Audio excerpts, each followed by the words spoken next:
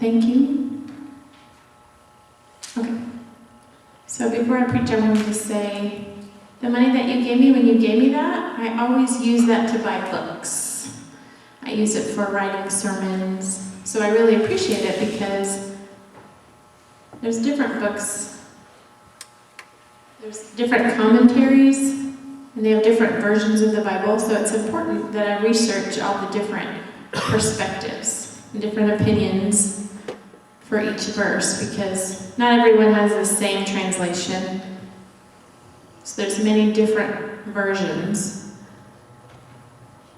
So there's different ones that match my style of preaching. So some writers, I get their books and they're from like the 1800s, like when they found scrolls. And so there's a lot of books in the library for research.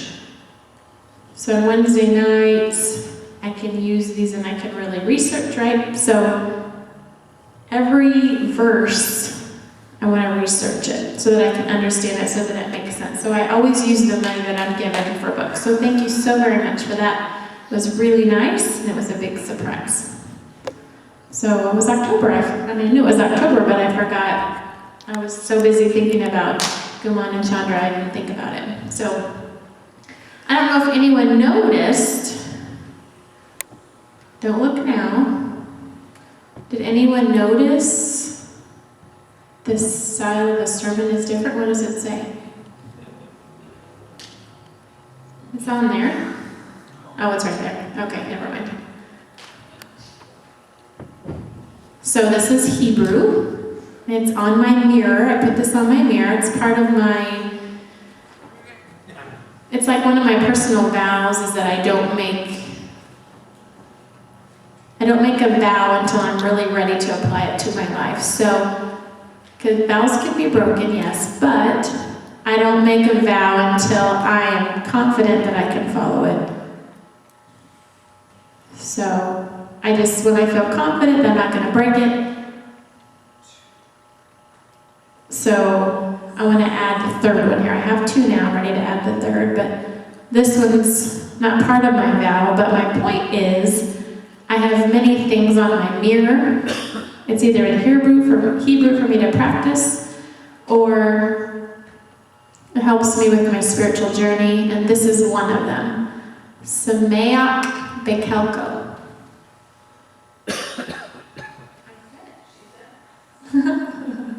We practiced.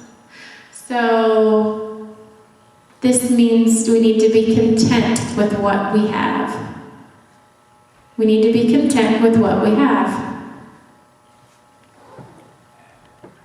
Like it's challenging for us, right? So who thinks it's a challenge to be satisfied with what we have?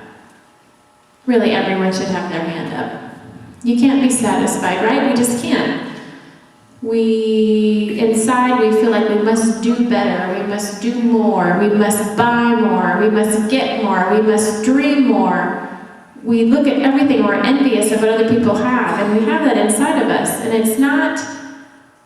we're never satisfied with what we have, or we're never satisfied with who we are, or what we look like. We want more and more and more, we want to improve over and over. It's hard, and we want to pay more, we want to spend more, we want to research more. We want to do better continually. And I'm not talking about, we should improve our marriages, we should improve ourselves, our behavior. We should improve our knowledge. We should improve and make sure that we keep our bodies clean and healthy. We should do that. I'm not talking about that. We should do those things. But people who have problems with depression, they have a hard time with those things. So I'd encourage and support to keep those going, but I'm not talking about those. Everything that we work on, all these goals and dreams and wants and things that we want to get, I'm talking about that. So if we have this problem of not being content, of not being satisfied, then we're missing important things in our lives. We're chasing these things, and it means we're not paying attention to our kids. or our spouse, or ourselves, or reading, or writing letters, or dreaming, or resting, walking, exercising, visiting people, praying, serving, learning, drawing. We're missing all these things, and my favorite is people watching. I love people watching. I love to sit by myself somewhere and just watch people. It's so different. People are so different. It's cool. Like the way they look, or the way they walk, or clothes, or behavior. It's just so fun for me to watch people. There's so many cool people in the world, so many. Anyway, so we miss things.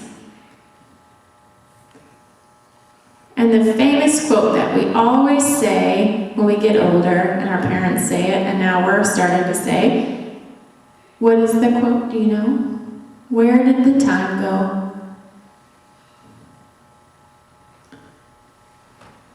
There's so many regrets people have with family, with friends, with my dad. My dad's going to be 90. I have so many regrets because I was so focused on things that I didn't need. I focused on things that were not that important, but it took all my time.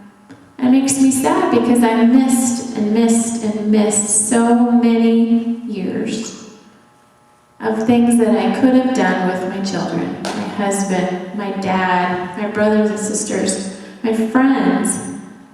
I could have so much more. And I read a cool story from one of my books. And it's about a woman, she wants to sell her house. So she calls the realtor, and she says, I want to sell my house, I'm ready, I want something bigger, cooler, more beautiful. So can you make an ad and type something up and describe my house for me so that people can read that, and then they'll know if they want it or not. You know, people can come through, I'll have an open house. So can you do that? But I want to read it first. Would you do that for me? And the realtor said, sure. So we typed up describing our house, typed this all up, and he gave it to her to read. It got printed and sent out, and the woman called the realtor and she said, you typed this about my house? The realtor said, yeah, that is your house. And the woman said, wow, I forgot. I forgot how beautiful my house is, how wonderful my house is. I forgot that my house is already my dream house. I was dreaming of a different house, but my house is my dream house. I don't need to sell it, I'm keeping it. So I just think that's so cool because it's right, we forget how blessed our lives are. Our life is already. We forget our blessings in our lives. We start thinking, and it leads us into trouble. We think that we can earn more. We think that we need more. We think that our husband or our wife could be better. We think our kids could be better. We think our house could be better. Or we think our car could be better. We just do all this thinking and it gets us into trouble, right? We need to get in a lot of trouble because we realize, wow, we have it so good. And it's hard. It's a hard lesson for sure to realize and to see what we have already. But my problem that I see in people, I should put on my mirror. I'm improving. I am improving a lot, but I need that on my mirror. Because sometimes, like when I'm people watching, my favorite thing to do is when I have downtime and I'm watching people, I'm watching their behavior, like parents chewing out their kids or husband and wives fighting with each other. There's so many things that I see when I'm watching them, and if I see a person and I think, wow, I want that, I would say in my mind, I could have been born that body. I could have, but I was born in this body. And that person walks by, maybe they're rich, beautiful, they have a nice car, it's fancy, expensive purse. You know that they have money, and you think, oh, good chin, good hair. They're thin, I don't know, and I think I could have been born in that body. And then I tell myself quickly, I could have been born in the body of a person in a third world country who right now has no food, has no water, has no shelter, and is nowhere to sleep. I could have been born there, but I was born here in Iowa, in this body, with those parents, with those brothers and sisters. I have that husband, I have my children, I'm a pastor of an awesome, amazing church. I have a good life. And I get in trouble when I start looking at people and I think, oh, I could have been born in that body, and I get envious. And it's bad. It's so bad, bad, bad. My life is better. It's wonderful. It's so much better than a lot of people in the world. People in third world countries. There's so many freedoms that we have. And I've been praying for Guman and Chandra that we can help them get their freedom that they need. They're just two deaf men in this country, and they just want to have what we have. We have good lives. We can drive to church this morning. We have clothes. They have nothing. They don't have freedom. They're stuck in that house with no voice. I need to stop thinking about that, but every day when I read that, I think to myself, be happy. This means be happy with what you have. Sameach Buchholz. I say it over and over to my husband, my children, my house, my car. I don't need better. I don't need more. We just need to appreciate what we have. If we learn to appreciate the car that I have, then it's fun. I can go drive wherever I want to, and I can learn to appreciate it. We can learn to appreciate our spouses. So I'm saying if you have a problem with your spouse, so does everyone. Just fix the problem. There's no magical husband or wife out there. None. We all have problems, right? Yes or no? Yes. We all have problems with our husband and our wife. We all have problems with our kids, especially teenagers or their 20s or 30s.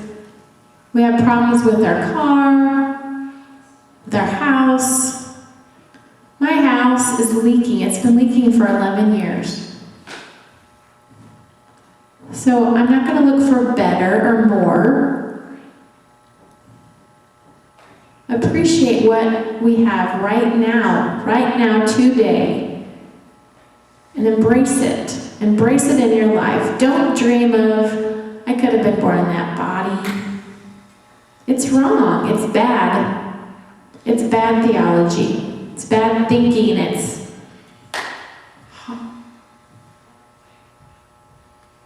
Sameach Buchholz. Say it over and over and over in your mind. Be satisfied. Be content with what you have. Be content. And I hope that you make a decision today and you make it a new goal. That's not my vow. My vows are big, but I do need to practice that and improving that. But I put these things on my mirror so I can see them every day. And I can appreciate my day, and it'll be good, and I'll think it's going to be wonderful, and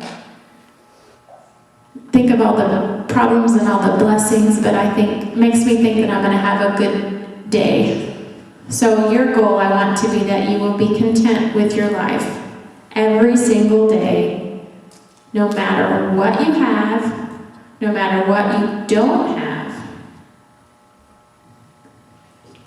I skipped the verse. It's in Philippians chapter 4, verses 11 through 13, so I want to read that. Paul wrote this. I am not saying this because I am in need, for I have learned to be content whatever the circumstances. I know what it is to be in need, and I know what it is to have plenty. I have learned the secret of being content in any and every situation, whether well-fed or hungry, whether living in plenty or in want. I can do all this through Him who gives me strength. What's the secret? If you're struggling with being satisfied with your life, you're struggling with being satisfied with your marriage or with work, or you're struggling to find contentment with life in general, you can overcome it through Jesus Christ. He gives you the strength. And Paul wrote in 1 Timothy chapter 6, verse 8. It says, "But if we have food and clothing, we will be content with that." Amen? Amen. Okay. So now we're going to come to the table for communion. And I want you to be thinking about all of your things in your past, things that you haven't been satisfied with. And as you eat and drink, I want you to thank Him for your wonderful, wonderful life that you have right now, that you have plenty. You really do have plenty. Family, a car, a job, all these different things. There's a long list of things that we have, so I want you to give Him thanks.